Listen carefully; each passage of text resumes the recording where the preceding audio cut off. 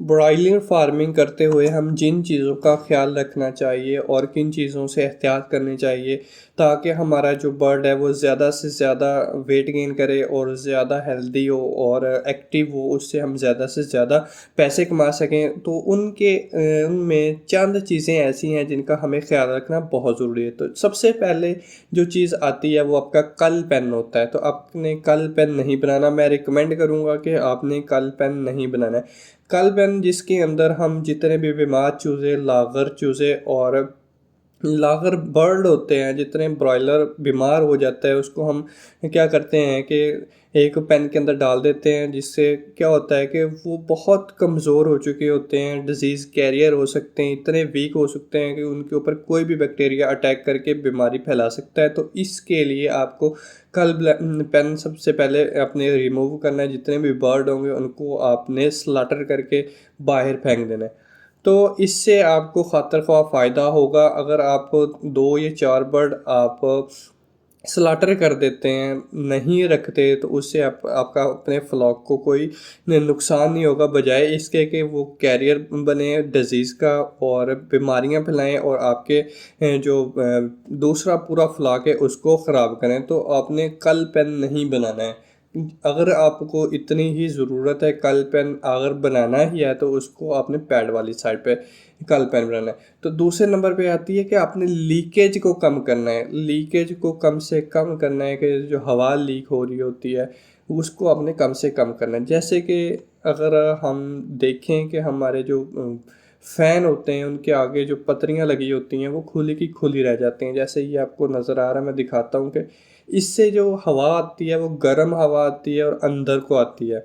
ये देखें, अभी मैं आपको दिखाता हूँ कि अब जब लीटर में फेंकूँगा तो इससे जो हवा होगी वो अंदर की तरफ खींच रहा है, बजाय इसके कि वो बाहर की तरफ फेंके। वो हवा जो अंदर को आ रही, गर्म हो हवा जो अंदर आ रही है, वो क्या कर रही है कि आपका टेम्परेचर, नमी को ख़राब कर रही है। तो उसके अलावा जो वेंट खुले रह जाते हैं या आपके वो क्या करते हैं कि जब आप धो रहे होते हैं शेड को, तो शेड के धोने के दौरान आप पाइप जो होता है वो इस पंखों के अंदर ज़रिए अंदर ले आते हैं, पंखों वाली जो जगह होती है वहाँ से।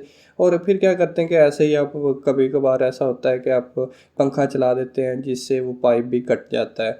तो हमें बजाय इसके कि आप ख़राब करें अपने फ्लॉक को, आपको चाहिए कि आप एहतियात करें। उसके अलावा अपने लाइट का बहुत ख्याल रखना है कि जितने भी आपके बल्ब ख़राब हो जाते हैं उनको आपने फ़ौरी चेंज कर देना है। फ़ौरी चेंज करने का क्या फ़ायदा होगा कि जो आपके पास जहाँ पे बल्ब नहीं लगा हुआ वहाँ पे लाइट पैचेस बन जाते हैं, लाइट नहीं होती जहाँ से जो बर्ड होता है। जैसे आप देखें अगर, तो ये दूसरी साइड पे लाइट है, जहाँ पे नहीं बल्ब लगा हुआ वहाँ पे लाइट नहीं है, तो यहाँ पे जो परिंदे होते हैं सुस्त हो जाते हैं।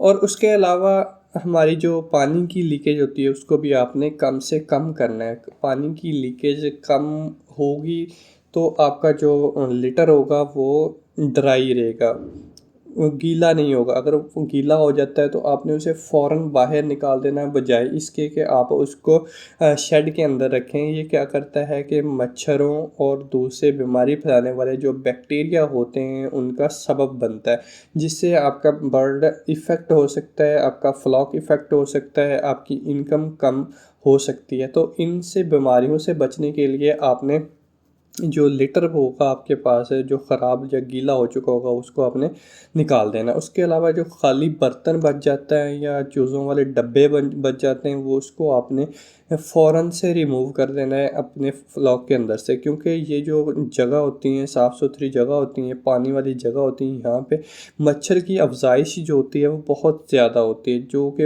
आप बीमारियाँ फैलाने का सबब बन सकता है।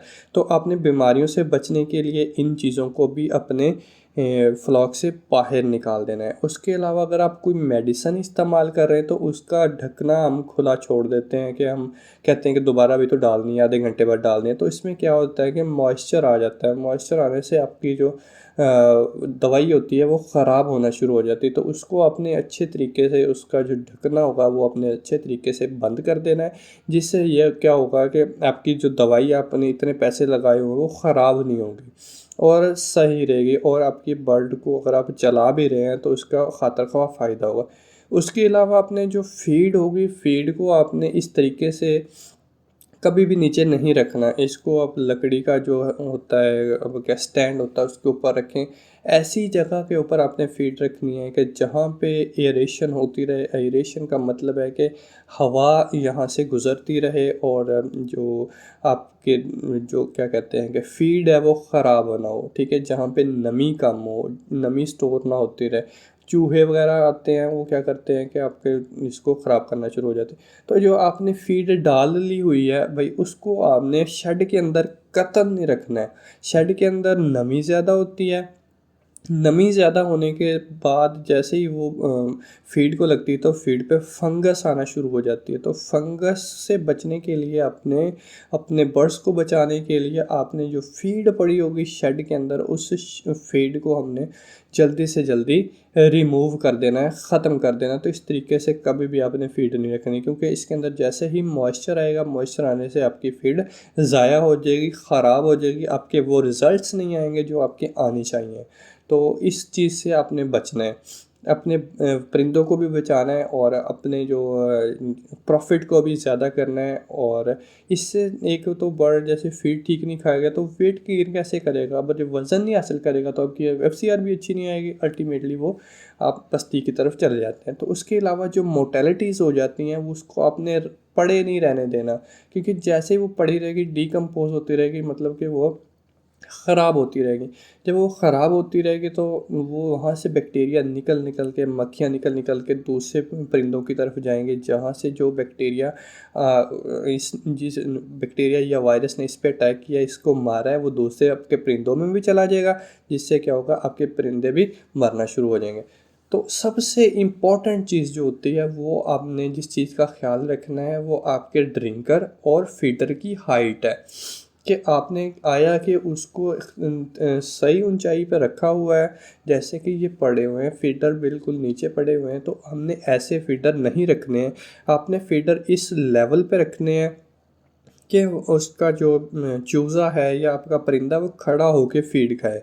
और आपने जो निप्पल लाइन लगानी है, वो आपने कोशिश करनी है कि वो ऊंची हो, इतनी ऊंची हो कि बर्ड जो ऊपर चोंच करके, सीधी चोंच करके पानी पिए। जिससे क्या होगा कि आपका बहुत ज़्यादा फ़ायदा होगा। और आपको इन टिप्स के लिए आपने अगर मेरा चैनल सब्सक्राइब नहीं किया हुआ तो सब्सक्राइब कर लें, क्योंकि आने वाली वीडियोस इससे भी ज़्यादा इन्फॉर्मेटिव हो सकती हैं और आपके लिए ज़्यादा से ज़्यादा मुनाफे का सबब बन सकती हैं। और इस ऐसी ही टिप्स मैं आप लोगों के सामने पेश करता रहता हूँ। अल्लाह हाफिज़।